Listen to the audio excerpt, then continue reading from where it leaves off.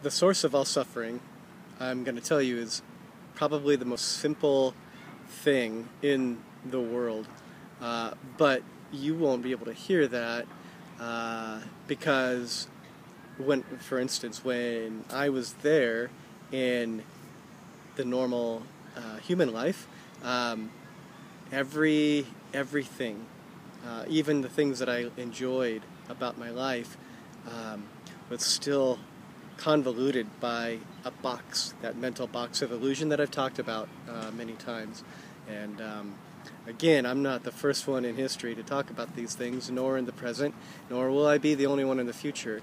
In fact, you may very well be the next one to discover what I'm talking about, and this is a rapidly shifting time frame that we are in of awakening, and that is what I'm trying to parlay through my experiences, is how we can break out of these illusions of suffering.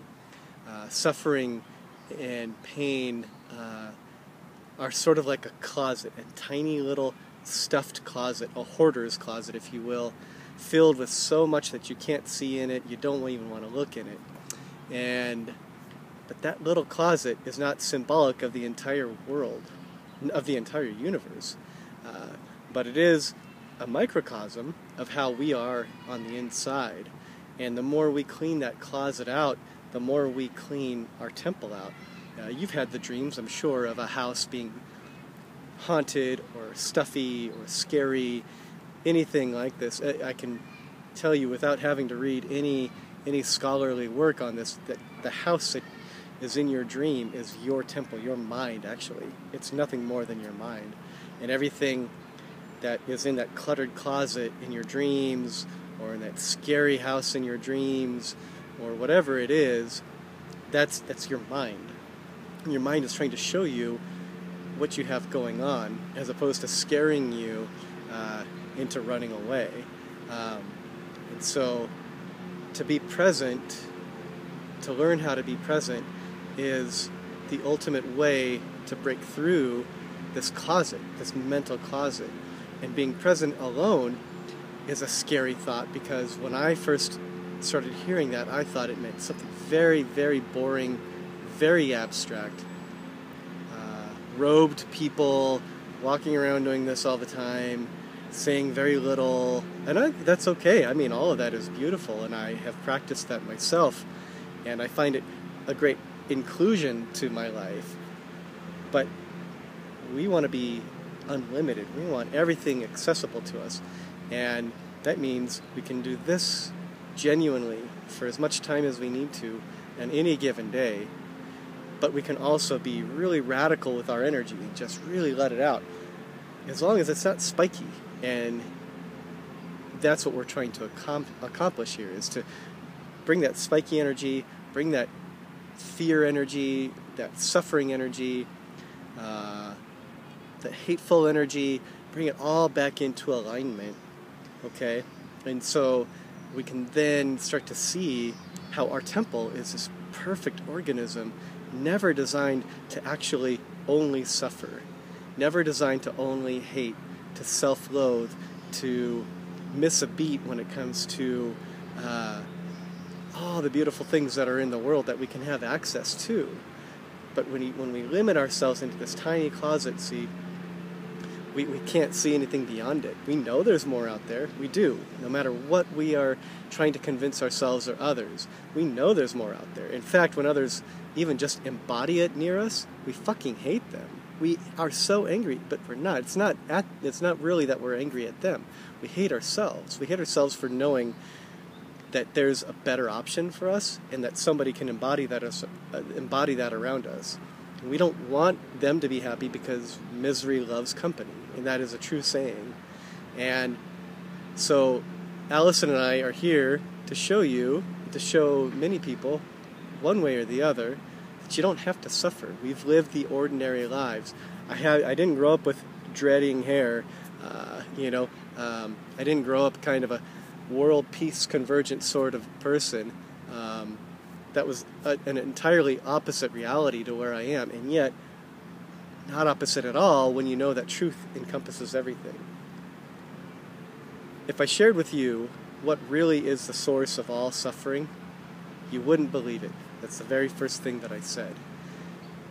It's creative energy, because we are the universe in a temple. Creative energy that is just dying to be expressed. It's that simple.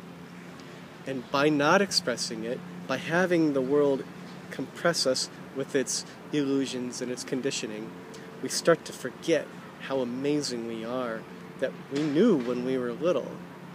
And we forget it more and more and more, and suddenly we're running around with everybody else's truth, the collective consciousness truth, the lower aspects of the collective consciousness truth, and we think that's our truth. We think we're a neo-Nazi. We think that black people are bad, that Jews are bad, that white people are bad, that women are bad, that men are bad, that Republicans are bad, that the Democrats are bad, that all these things. We think, but those aren't our truths. We weren't born with those truths. Those were taught to us.